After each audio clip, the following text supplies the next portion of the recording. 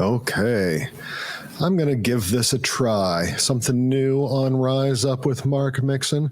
Something I'm going to try posting to YouTube specifically.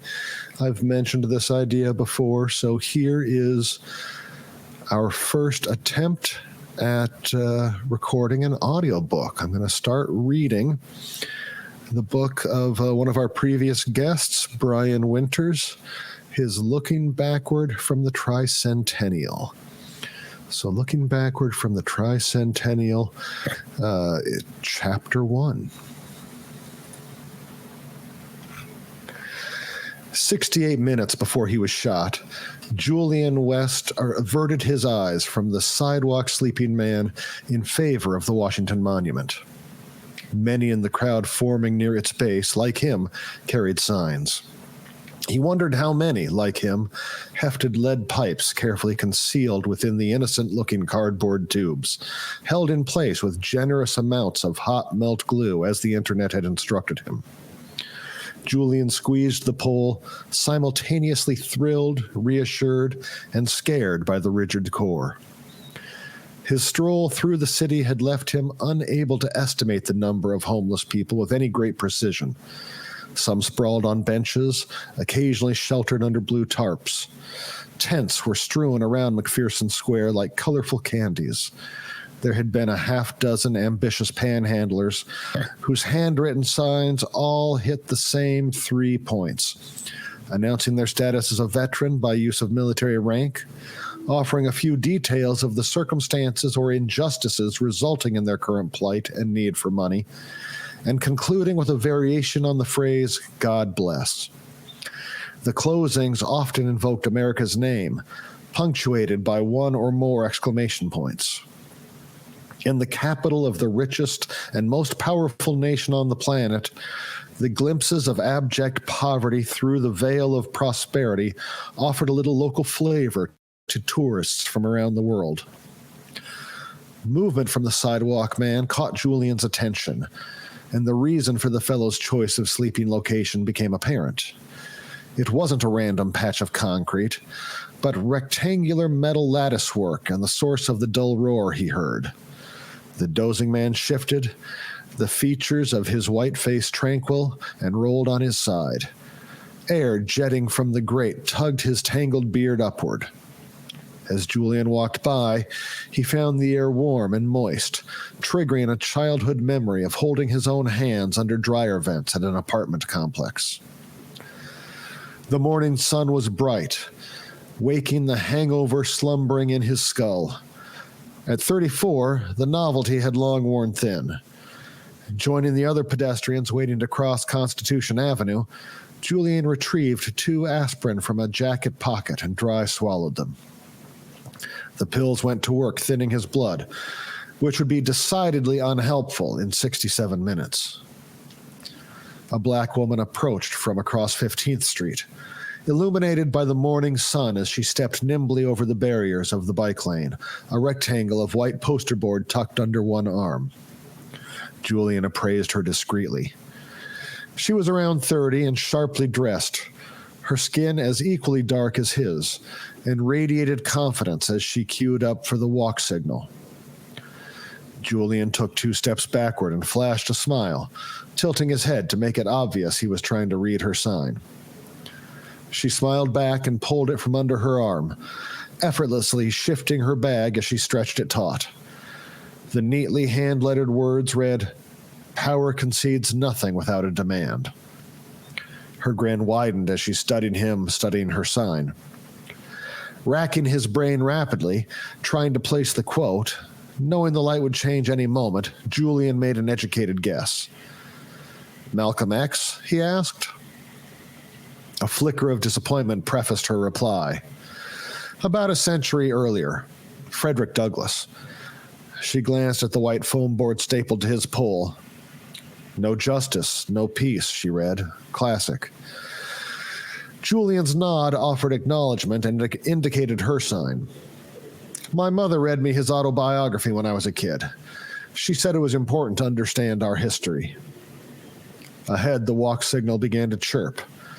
I remember thinking it had some exciting parts. A radiant smile emerged as she tucked the sign back under her arm. Her right hand reached out, fist clenched, which Julian bumped gently with his own. "Good to hear your mother started you off right," she said. "She must be a smart lady." As they moved forward with the crowd, Julian hid his expression by looking down Constitution Avenue.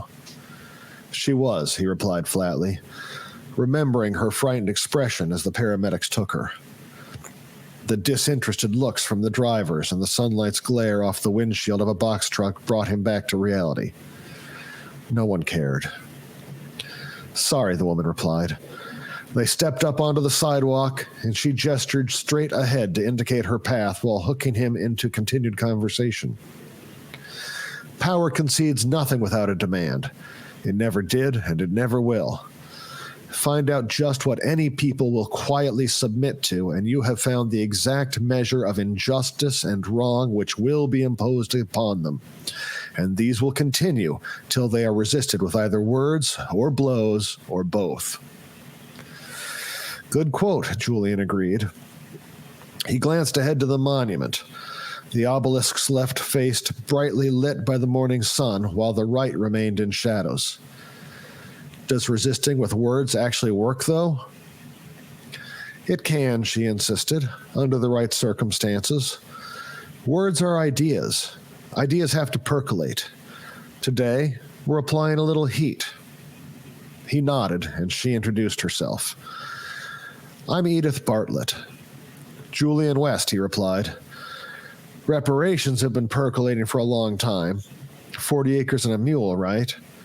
At some point, we might have to turn up the heat, you feel me?" "Like they did at the Capitol 5 years ago?" "I think there's a better way to work things out," Edith answered. "But it showed people will resist injustice, even if it's only perceived. Peace is more than just a lack of fighting. But fighting can bring people to the negotiating table, so peace deals can be worked out," Julian countered. "The status quo has inertia. Sometimes a little violence can mix it up. A riot is the language of the unheard, right?" "Well, today is for speeches, not riots, Julian," Edith said, then peered suddenly to one side. "Is he robbing him?" He twisted to look, but there was nothing out of the ordinary. "What?" "Never mind," Edith said carefully. "Looks like it's going to be a nice day, too. Glad I took off work." The last part felt like a discreet delivery of information, not simple conversation filler. A growing current of excitement filled the air as they approached the monument. Bleats blared from giant speakers around the stage where the Reverend Alvin Shaver would be speaking. The gathering multitude was mostly black, with a sprinkling of white faces, and Julian read a few of the signs they held. Reparations, not for the past, but the present and future. Bridge the wealth gap, and cash, check, or Venmo. Edith continued to talk as they meandered through the thickening crowd, ending up close enough to the stage to see clearly without being totally deafened by the music. Julian learned she worked at Washington Memorial Hospital and explained he was visiting from Philadelphia. She didn't press him on his own job, which saved him from any evasive answers. 1.5 years after his release from prison, weekend shifts at the local Gas and Go were the best he could manage. The conversation was going well, and her ring finger was bare. There'd been a woman at the bar last night that Julian had invited to text him at the rally, but this might be better, and he decided to test it. He retrieved 2 nips from a pocket, holding them discreetly for her to see. "Buy you a drink?" Edith's reaction was perplexed and amused. "You want to have a drink with me?" she replied. "Now?" "Well," he admitted ruefully, "it's medicinal, really. Hair of the dog, you know." She laughed a short series of non-judgmental musical notes. "Yesterday was St. Patrick's Day. I guarantee you a lot of people here are feeling it this morning." Edith seemed interested but not sold, so he waggled the tiny plastic bottles at her and made a closing pitch. "Anyway, I prefer not to drink alone. Lady's choice. She took both bottles without looking, scrutinizing his face. Are you married? She asked suspiciously. Julian swiveled his sign, angling unadorned knuckles toward her. Not for a couple of years now, he replied. The fact some woman wanted, at one point, to spend the rest of her life with him, and he'd been willing to make that commitment, ought to figure in his favor. Edith bit her lip, considering, and he flashed her a winning smile. Peppermint schnapps is more my speed, she decided, placing the other nip back in his hand. Edith transferred her sign under her arm and cracked open her bottle. Julian tried gripping his own with the fingers of his left hand, but the thickness of the cardboard tube hindered him. When he spun the metal cap, the nip twisted free and fell to the grass.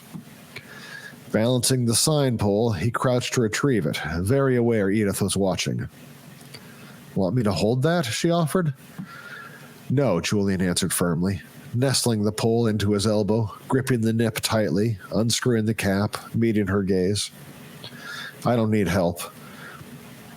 He absorbed the details of her face, mirthful brown eyes radiating questions from behind silver glasses. Do you want to make a toast? To reparations now, Edith said, and tapped her drink against his. Reparations now, he echoed, and they emptied the small bottles in a single pull, recommitting themselves to their common cause. Edith shuddered, and Julian held out his hand for the empty. Her touch was warm as she gently folded his fingers around it.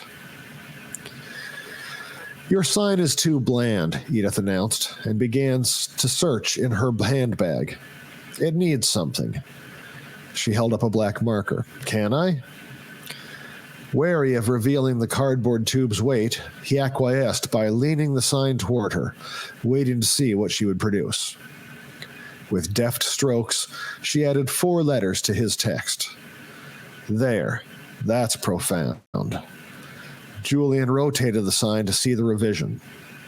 No justice. No peace. He nodded approval. You're amazing, you know that? He declared, falling silent, letting the compliment ferment. Appreciation bubbled up as Edith replied, Thanks. Julian leaned closer, delivering the second half of the combination with great sincerity. Do you have someone who tells you that every day? Just how amazing you are? Edith laughed, just as he expected.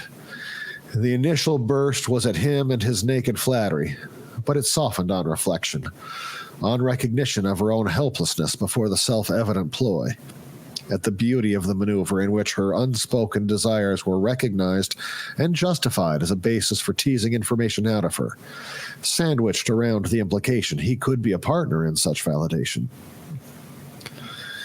Women didn't always give him a direct answer, and Julian delighted at Edith's cleverness in flipping his own words back at him. Not for a couple of years now. That's a shame, he replied, and waited. The crowd was thickening around them, buzzing with excitement, and the program only minutes away from beginning. Edith changed the subject, handing over her phone and asking him to take a picture of her. Julian snapped a few in quick succession, capturing her beaming smile. I told my friend I'd send her some pics. She didn't feel comfortable coming out today, Edith explained. Her head jerked as though an idea had spontaneously occurred to her. Hey, we should get one together, she declared, eyes sparkling as she motioned him close. Julian took her side, holding his modified sign.